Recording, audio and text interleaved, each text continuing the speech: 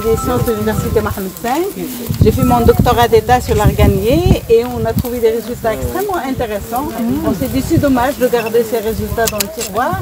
On est sorti sur le terrain, on a organisé les femmes productrices de l'huile d'argan en coopérative, on les a formées pour qu'elles puissent profiter au maximum de cette ressource textile. Donc voilà, alors l'arganier c'est un arbre multi-usage, c'est un arbre qui assure presque 2 millions, la subsistance de 2 millions de personnes au niveau du Maroc. C'est un arbre qui joue un rôle économique très important parce que tout est utilisé, tout représente une source de revenus pour les populations. Donc il y a le fruit, il y a la pulpe, la coque, l'huile et le tourteau. Donc tout est utilisé, hein, que ce soit pour l'homme ou pour l'animal. Et même la coque est utilisée pour le feu. En plus de ce rôle économique et social, il joue un rôle environnemental très important. Parce qu'il développe une racine très profonde qui va aller chercher l'eau dans les nappes phréatiques. Et il développe aussi des racines secondaires qui vont permettre de préserver le sol contre l'érosion hydrique, l'érosion éolienne. Et donc pour les Marocains, c'est vraiment un dernier rideau vert au niveau des déserts. Et donc c'est son rôle écologique, surtout qui m'a fait pousser et sortir de mon laboratoire pour essayer de voir comment transformer une problématique écologique. À l'époque où j'ai commencé à travailler, le Maroc perdait 600 hectares par an. Et cette régression est d'origine anthropique, c'est l'homme qui fait ça. Voilà. Alors ce qu'on a fait, c'est on a essayé de transformer cette problématique écologique en une opportunité économique pour les populations locales. C'est pour ça qu'on a été voir les femmes qui produisent de l'huile d'argan. Évidemment, ils le faisaient d'une manière très artisanale. Ça prenait 20 heures pour extraire 1 litre d'huile. Et malheureusement, quand on voit la qualité, elle ne répond pas ni aux normes marocaines, ni aux normes à l'étranger. Donc notre rôle, c'était de changer l'itinéraire technique, enfin plutôt modifier l'itinéraire technique pour que ça puisse obéir aux normes internationales. L'huile d'argan est aussi connue pour ses vertus nutritionnelles, connue pour la peau, les soins de la peau, l'acné, la varicelle. Il est hydratant, très hydratant. Il prévient les rides aussi. Et donc, mais il n'y avait aucune confirmation par les sciences exactes. Donc c'est ce que nous avons fait au niveau de laboratoire. Nous avons prouvé qu'il est hydratant, anti-rides, régénérant, donc c'est pour ça qu'il est utilisé pour la varicelle. Et on a aussi démontré qu'il a des propriétés hypocholestérémiantes.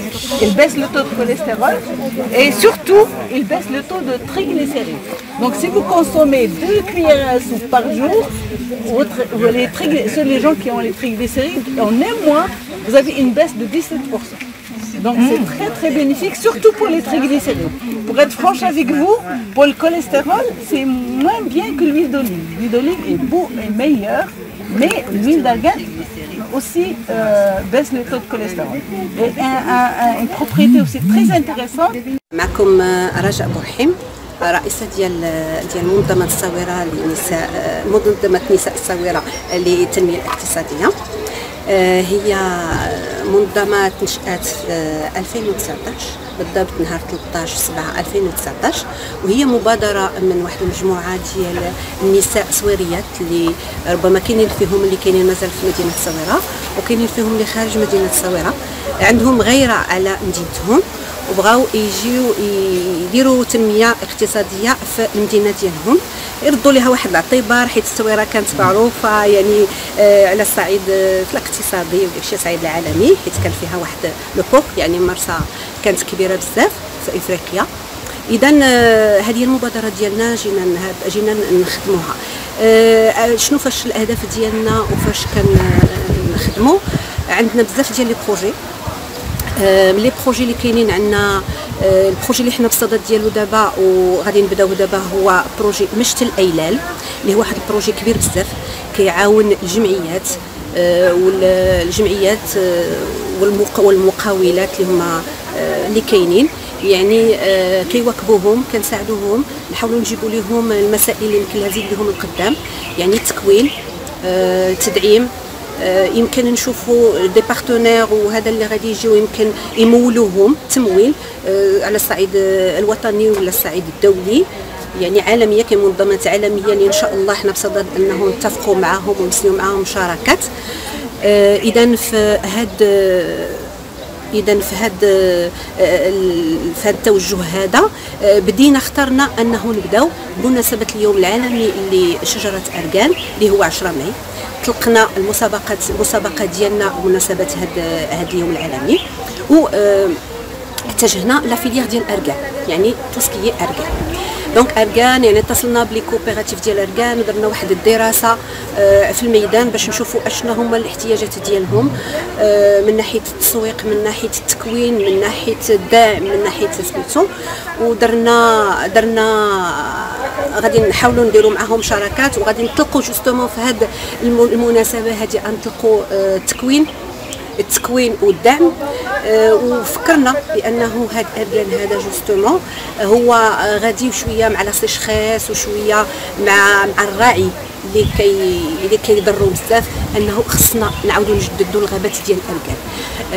دابا هذا الاركان هذا علاش حنا هنايا بالضبط في مدينه الجديده، هنا في مدينه الجديده، وحنا في طريقنا الصويره مع الجمعيات اللي هي مرافقه ديالنا، منهم السيركل ديبلوماتيك، منهم بارتنير معنا، منهم دي اسوسياسيون نبتا، منهم لابيف ديال النساء المقاولات، منهم واحد اليونس كلوب ديال الرباط. يعني معنا واحد العدد ديال الجمعيات اللي هما باغيين يتعاونوا معنا ويرافقونا. والمحطه ديالنا الاولى في هذه المسيره هي مدينه الجديده. لماذا مدينه الجديده؟ وبالضبط عند واحد السيده اللي هي السيده عزيزه فصلي، اللي هي كتضيفنا الان في المنزل ديالها، في الدار ديالها، وكبرات بينا واستقبلتنا، الله يجازيها بخير. علاش؟ باسكو ماشي غير هكذاك، لانه هي سيده كتخدم وكتعمل، ودارت جوستومون في العمل الجمعوي، ودارت بزاف ديال الحاجات، ودارت سورتو اركان اللي حنا دابا بصدد الاحتفال به. دارت اركان زراعي. الفكره ديال الاركان الزراعي وفي منطقه الجديده، احنا عرفنا بانه كاين واحد يعني كاين اركان بدا كيدار شي شويه في بلايص اخرى من غير المنطقه اللي كنعرفوها ديال سوس مسا والجنوب ديال المغرب. اذا بدينا بها هي، وبغينا هاد التجربه اللي دارتها هي نحاولوا نساعدوا اللي قدرنا نديروه انه نعمموها على الصعيد الوطني.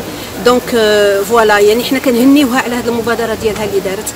هاد لا فيرم اكستراوردينير، زعما كي تري تري بيان خدمات وهذا، يعني عجبنا بزاف هاد التجربه بزاف. فوالا دونك هاد الشيء علاش حنا كاينين هنايا وبدينا المسيره ديالنا بمدينه الجديده. شكرا.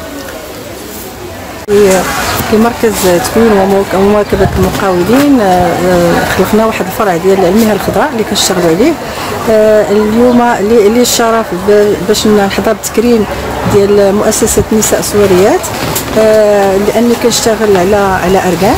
دونك واحد 10 سنوات دابا اللي تنشتغل عليه، وجا كفكره ولا كمشروع تكاملي اللي غندخلوا فيه لي بلونط ميديسينال، الاعشاب، النباتات العطريه والنباتات الطبيه.